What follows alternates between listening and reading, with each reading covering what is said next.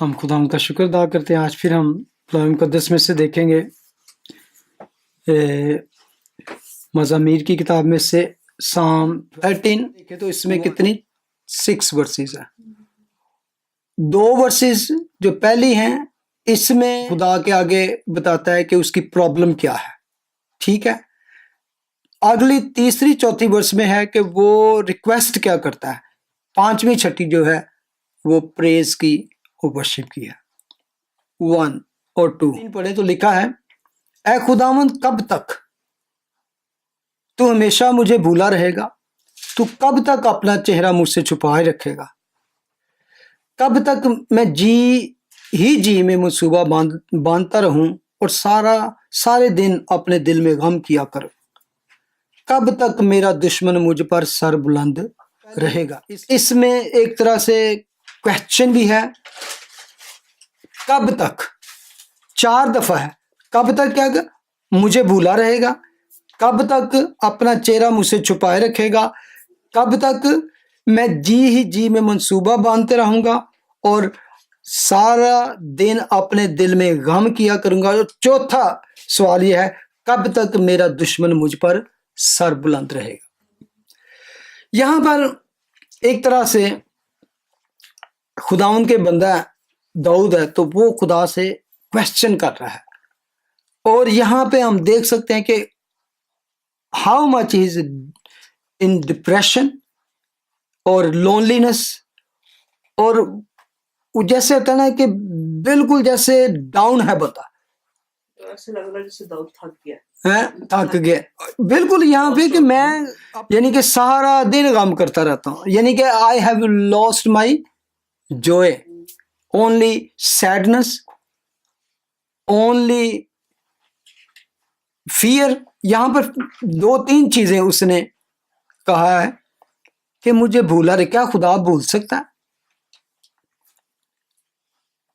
तो क्या एक ईमानदार अपनी खुदा से इस तरह बात क्वेश्चन कर सकता है कि अगर इस डिप्रेशन में हो? क्या ख्याल है? ईमान के बारे में अगर आप बात करें तो दुनिया में 2-3 तरह के ईमान की बात। एक ईमान इस तरह का है जो जिसको हम सिंपल कहते हैं, दी फेथ। और वो ऐसा ईमान, ऐसा फेथ है जो सबके पास है। किसी के पास थोड़ा है, किसी के पास। वो ईमान इस तरह का है कि जिसे हम क्रिश्चियन फेथ नहीं कह सकते, मसीही ईमान नहीं, जिसमें खुदा पर कुछ ईमान है, कुछ चीजों पे नहीं है। वो उस तरह का ईमान है जिसमें कहते हैं शैतान भी ईमान रखते और थरथराते हैं, लेकिन वो सारा ईमान नहीं, वो बहुत सी चीजों में खुदा के खिलाफ भी हैं। और इस तरह के दुनिया में बहुत से लोग हैं जो इस तरह का ईमान रखते हैं, जिसे हम क्रिश्चियन फेथ नहीं कह सकते। बहुत सी चीजों को, बाइबल की सच्चाइयों को भी शैतान मानता है, जैसे वो मसीह को भी मानता है, तौबा भी है, उसके अंदर गुनाह भी, सब कुछ को, लेकिन वो फिर भी खुदा के खिलाफ है। शैतान भी मानते और थरथराते हैं। एक ईमान इस तरह का है जिसमें टेम्पररी ईमान भी कह सकते हैं, टेम्पररी फेथ। उसकी मिसाल हमें मिलती है बीज बोने वाले की तमसील में। कलाम सुनने से ईमान पैदा होता है ना, तो उसमें किसी के बाद फौरन ईमान पैदा होता है, लेकिन वो टेम्पररी होता है। वो दुनिया की मुसीबतों से, अपनी डिजायर से, दुनिया में चीजें इस तरह की होती हैं तो फौरन वो जड़ नहीं पकड़ता और खत्म हो जाता है। एक इस तरह का ईमान भी है। एक ईमान तो बिल्कुल शैतान की तरह है, वो भी रखते हैं, उनको पता है कि खुदा है। उन शैतान ने, डीमंस ने कभी खुदा का इनकार नहीं किया, नेवर। मतलब उन्होंने ये कहा कि हाँ तू है, लेकिन तेरे तो कुत्ते ऐसी जावांगे। लेकिन इंसान अक्सर इनकार करता है खुदा का। जिस तरह कहा कि तौबा का पैगाम सुना, और कई दफा ऐसे लोग चर्चिज में भी होते हैं, देखने में क्रिश्चियन भी लगते हैं, लेकिन उनकी जड़ नहीं होती।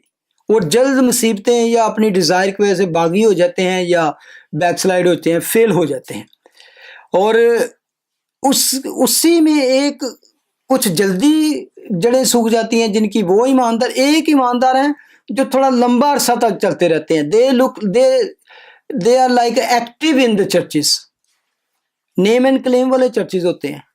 वो चर्च के काम में कई दफ़ा बिजी भी नजर आते हैं, कुछ काम भी करते रहते हैं, आपको लगेगा कि यार, लेकिन वो वैसे क्रिश्चियन हैं जिनके बारे में खुदावन ने कहा कि मैं तुम्हें जानता नहीं। उन्होंने कहा हमसे बड़े बड़े मौजज़ात किए, बड़े बड़े क्रूसेड किए, बड़े बड़े काम किए, ये भी ईमान है।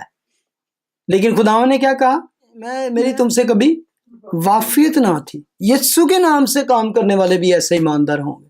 तो ये जाहिर है कि ये चर्चेज भी होंगे ना, कहीं ना कहीं कोई मिनिस्ट्री होगी, और हम देखेंगे अदालत वाले दिन कि ऐसे लोग जो हैं कि वो कहेंगे तेरे नाम से हमने मौजज़ात भी किए। खुदावन ने ये नहीं किया कि केड़ा मौजज़ा किए होंगे ना, यीशु के नाम को इस्तेमाल करके उन्होंने ऐसे काम किए, लेकिन खुदावन कहता है कि मैं तुम्हें जानता नहीं।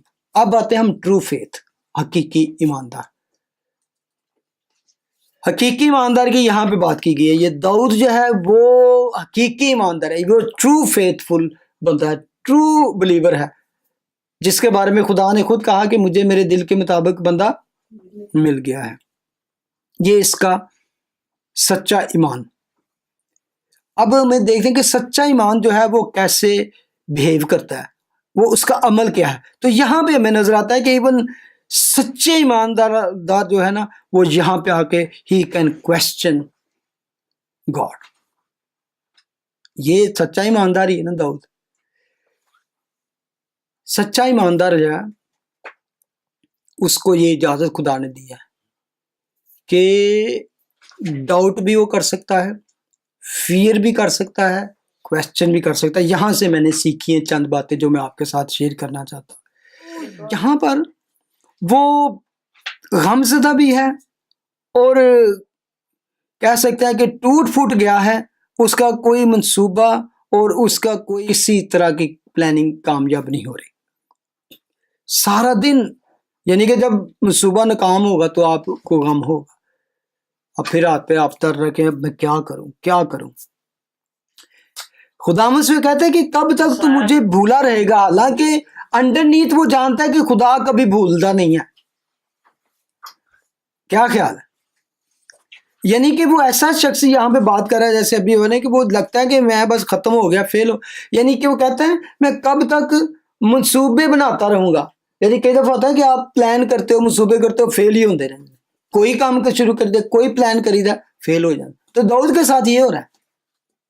वो कहते हैं मैं कब तक बस प्लान ही करता रहूं, मंसूबे बनाता रहूं, लेकिन क्या है, वो सारा दिन काम करता रहूं। और आगे लिखते हैं कब तक मेरा दुश्मन मुझ पर सर बुलंद रहेगा। इट्स मीन वो हारा हुआ है तो दुश्मन इस वक्त जीता। और सर बुलंद का मतलब कब तक रहेगा, इसका मतलब है कि ही कैन सी कि they are prosper, they are winning और आई एम लूजिंग।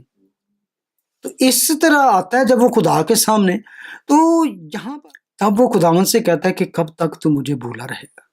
जब जो अनबिलीवर होते हैं उनकी जिंदगी में इस तरह की प्रॉब्लम्स आती हैं ना, तो they try to solve with their own wisdom, अपनी प्लानिंग, अपने तरीकों से। लेकिन जो ईमानदार की जिंदगी में ऐसी प्रॉब्लम है, he run to God, he goes to God with his question and problems. तो यहाँ पे हम सीखते हैं कि खुदावन का बंदा जिस तरह के अपनी खुले दिल से अपने डाउट्स को लेकर भी, अपने फियर्स को आगे, ये तो उसके क्वेश्चन थे, आगे आप देखें वर्स 3 और 4 में उसका फियर है। पहले उसके क्वेश्चन में ये है, गम है कि वो क्या, लेकिन दूसरे में वो उसका फियर है। ये क्या पढ़ेगा 3री वर्स,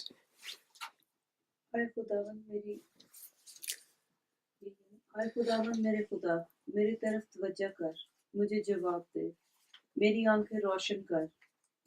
ऐसा ना हो कि मेरा दुश्मन कहे कि मैं इस पर गालिब आ गया, ना हो कि जब मैं जुम्बिश खाऊं तो मेरे मुखालिफ खुश हों।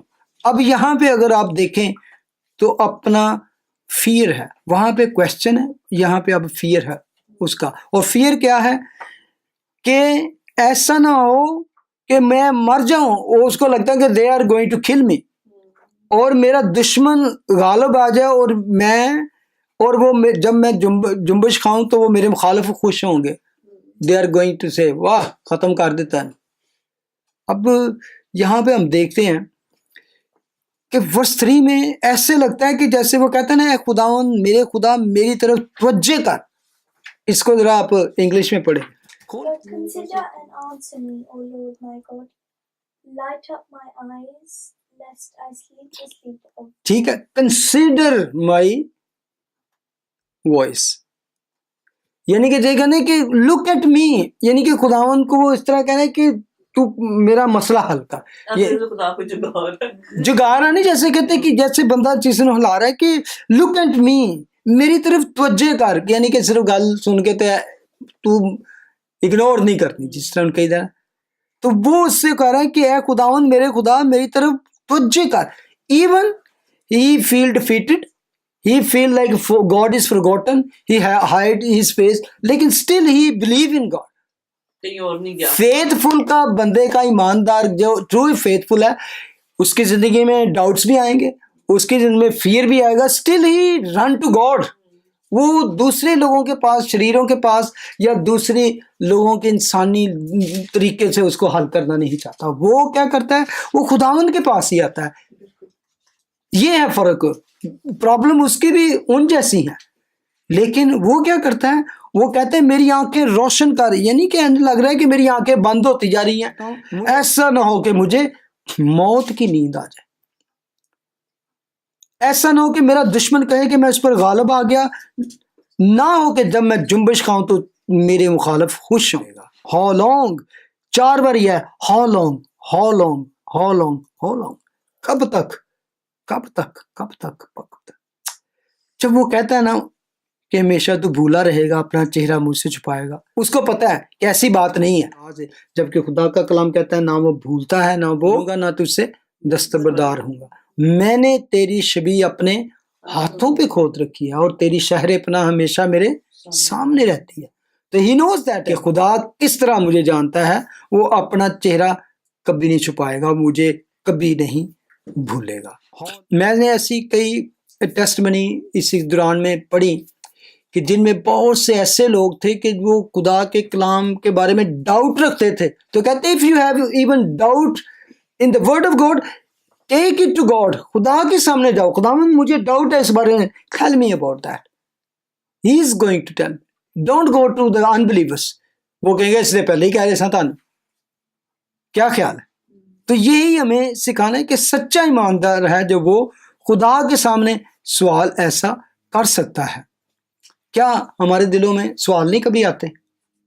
हम ईमान रखते हैं, हम सभी ईमानदार हैं, लेकिन स्टिल हमारी जिंदगी में सवाल आते रहते हैं, क्वेश्चन आते हैं। It's about our faith, Christianity के बारे में, बाइबल के बारे में, हमारी जिंदगी में। और लेकिन कई दफ़ा हम अपने अंदर से खौफ से कहते हैं नहीं नहीं नहीं, शायद मैं ज़्यादा इसके बारे में सोचूंगा तो मैं खुदा के खिलाफ तो नहीं जाऊंगा, कि मैं क्यों डाउट करूं, मैं क्यों। लेकिन आते हैं हमारे दिल में, और तो अगर आए तो खुदा का कलाम ये सिखाता है खुदा के सामने लेके आओ, अपने डाउट्स को भी लेके आओ, अपने फीयर्स को भी लेके आओ खुदा के सामने, कि खुदावन ये वाली बाइबल है, इसमें ये लिखा हुआ है how long must I wrestle with my thoughts, wrestle with my thoughts. अच्छा, ये भी आप कह सकते हैं कि ये थॉट्स क्या है कि वो खुदा के खिलाफ ही जा रही है ना। तो कहते हैं कि मुझे क्यों इस तरह लगता है कि तूने मुझसे चेहरा छुपा लिया, तो मुझे भूल गया है।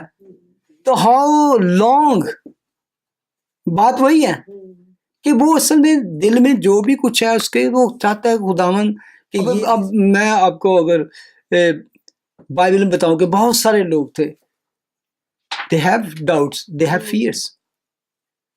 क्या ख्याल है, कभी कोई ऐसी नजर आती है कोई शख्सियत? मौजे के साथ कुरान के सामने जाते हुए कह रहा था मेरी जुबान नहीं ठीक बोलती। इब्राहिम से ले लें, इब्राहिम ही डाउट्स भी और फियर भी।